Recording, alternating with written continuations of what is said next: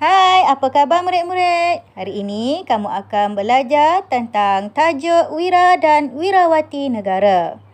Buka buku teks kamu, muka surat 90. Standard pembelajaran yang kamu akan belajar pada hari ini ialah 3.2.1 iaitu membina dan menulis ayat untuk menyatakan pendapat daripada sesuatu bahan multimedia. Baiklah, pada akhir pembelajaran hari ini, kamu boleh membina dan menulis ayat untuk menyatakan pendapat terhadap sumbangan 4 orang tokoh. Baiklah murid-murid, sekarang mari sama-sama baca petikan teks halaman 90 dengan saya. Jom!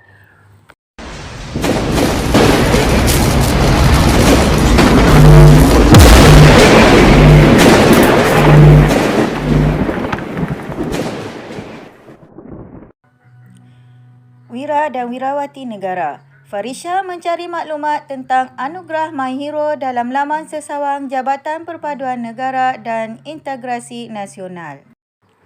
Anugerah My Hero diperkenalkan pada tahun 2014 bagi mengiktiraf Wira dan Wirawati yang tidak didendang dalam masyarakat. Namun begitu, mereka aktif berbakti dalam pelbagai cara demi perpaduan dan keharmonian kaum di Malaysia. Baiklah murid-murid, sekarang mari kita sama-sama baca tentang seorang wira yang bernama Abdul Muhin Abdul Muhsin dari Kedah. Seramai 10,000 orang murid mendapat manfaat daripada tuisyen bahasa Melayu secara percuma. Majoriti murid daripada kaum Cina dan India.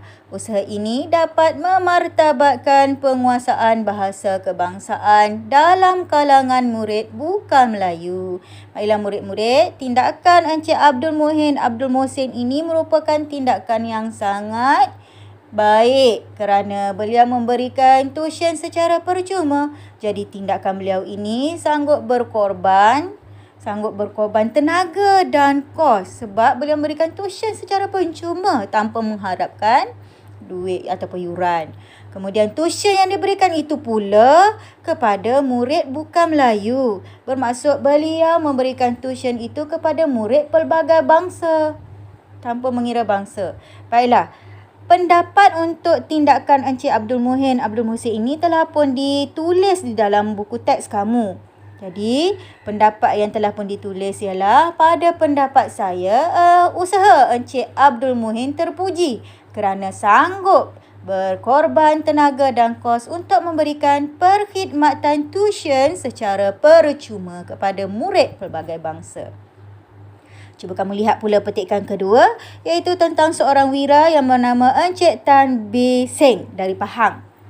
Beliau membesarkan 11 orang anak angkat pelbagai kaum dan agama daripada keluarga yang susah. Kejayaan yang dicapai oleh anak angkat memberikan kepuasan kepada beliau. Baiklah. Encik Tan B. Seng ni sanggup membesarkan 11 orang anak angkat yang daripada pelbagai kaum dan agama serta keluarganya pula keluarga yang susah. Jadi tindakan Encik Tan B. Seng ini merupakan tindakan yang ikhlas. Okey. Dan apa yang kita boleh berikan kat sini ialah sumbangan ikhlas kerana beliau sanggup membantu mereka berjaya. Baiklah, dalam buku teks kamu telah pun diberikan frasa-frasa yang kamu perlu sambung untuk menjadikannya ayat yang lengkap. Okey. Setiap frasa-frasa tersebut kamu perlu menyambung dan menambahkan frasa supaya menjadi ayat yang lengkap dan baik dan bermakna. Baiklah, cuba kamu lihat. Yang pertama, pada pandangan saya telah pun diberikan di situ. Okey, kemudian ada dash. Kamu boleh tambah tindakan dan sumbangan. Sumbangan siapa? Encik Tan. Sangat ikhlas. Semua kebajikan yang diberi dan perkongsian. Perkataan kongsi rezeki itu kita tambah perkongsian rezeki. Itu dapat membantu mereka yang susah daripada pelbagai kaum berjaya dalam kehidupan mereka. Itu petikan yang kedua. Petikan yang ketiga pula tentang seorang wirawati, iaitu Puan Angela Dewi Aryan dari Negeri Sembilan. Beliau pengasas Persatuan Kebajikan Winashini yang membantu orang kurang upaya, anak yatim dan warga emas. Beliau berbakti tanpa mengharapkan balasan dan penghargaan. Tindakan Puan Angela Dewi Aryan ini merupakan tindakan yang sangat baik yang kita boleh contohi sebab beliau telah mengasas satu persatuan kebajikan yang membantu orang kurang upaya, anak yatim dan warga emas. Bukan calang-calang orang boleh buat kebajikan begini. Jadi tindakan beliau kita perlu contohi, tindakan yang boleh dicontohi. Kemudian beliau berbakti pula tanpa mengharapkan balasan dan penghargaan daripada sesiapa. Jadi tindakan beliau walaupun dia tidak mengharapkan penghargaan, kita yang perlu menghargai tindakan beliau. Jadi apa yang kita boleh tulis ataupun berikan pendapat tentang sumbangan Puan Angela Dewi ini ialah gunakan kata kunci tadi. Pada pendapat saya, usaha Puan Angela yang prihatin patut dicontohi dan dihargai oleh masyarakat kerana membantu orang kurang upaya, anak yatim dan warga emas dengan ikhlas. Gunakan kata kunci yang kita sama-sama bincang tadi. Petikan yang keempat iaitu petikan yang terakhir tentang seorang wirawati juga iaitu Puan Wong Siew Sin. Beliau giat menjalankan aktiviti kebajikan masyarakat pelbagai kaum dan agama dengan sumber keuangan sendiri. Kebajikan yang dihulurkan termasuklah membantu masyarakat susah di kampung. Baiklah, tindakan Puan Wong ini merupakan tindakan yang sangat baik dan terpuji. Kerana beliau turut prihatin terhadap masyarakat yang susah di kampung.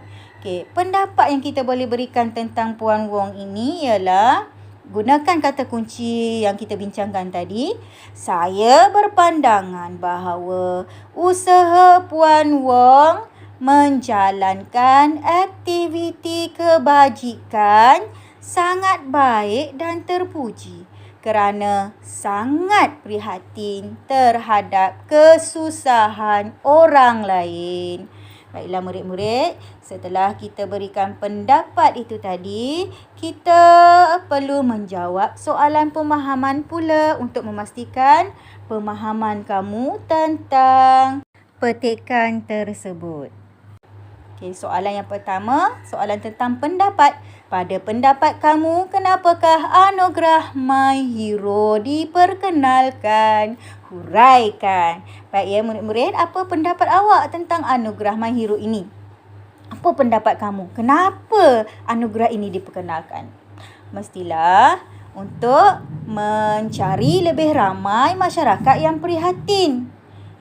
Yang mana masyarakat ini sangat membantu dengan ikhlas, iaitu tidak mengharapkan balasan dan tidak mengharapkan pujian ataupun penghargaan daripada orang lain. Maksudnya kita hulurkan bantuan, kita tak viralkan. Baiklah, jawapan yang kamu boleh tulis. Pada pendapat saya, anugerah My Hero diperkenalkan supaya dapat melahirkan lebih ramai masyarakat yang prihatin dan sanggup membantu dengan ikhlas.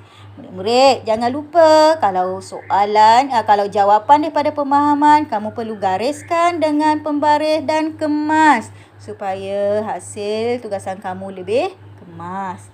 Soalan yang kedua, apakah maksud Wira dan Wirawati tidak didendang? Murid-murid, Wira dan Wirawati itu bermaksud Wira untuk lelaki dan Wirawati untuk perempuan, iaitu orang yang berjasa. Yang tidak didendang tu maksudnya yang tidak orang ketahui ataupun tidak diviralkan, istilah yang kamu tahu tidak diviralkan. Dalam bahasa Melayunya tidak ditularkan. Baik, jawapan yang kamu boleh tulis, maksud Wira dan Wirawati yang tidak didendang ialah mereka yang telah banyak berjasa kepada masyarakat tetapi tidak diketahui oleh umum. Jangan lupa garis jawapan kamu. Soalan yang ketiga iaitu soalan terakhir. Sewaktu kamu makan di sebuah restoran ya murid-murid, meja kamu didatangi oleh seorang kanak-kanak berlainan kaum dan meminta sedekah. Apakah tindakan kamu? Ingat murid-murid, seorang kanak-kanak yang berlainan kaum daripada kamu dan kanak-kanak itu meminta sedekah daripada kamu. Apakah tindakan yang kamu boleh buat? Cuba kamu fikir. Baik. Pertama kita kenalah tanya dulu murid-murid tu, kanak-kanak itu. Okey, siapa dia, dari mana dia, kenapa dia minta derma. Kemudian kamu bolehlah mendermakan wang selepas kamu bertanya. Jawapan yang kamu boleh tulis, sekiranya meja saya dikunjungi oleh seorang kanak-kanak berlainan kaum dan meminta sedekah sewaktu saya di restoran, saya akan bertanya tentang latar belakangnya dan memberikan wang yang saya ada untuk membantunya. Sekian sahaja untuk hari ini. Jumpa lagi. Bye.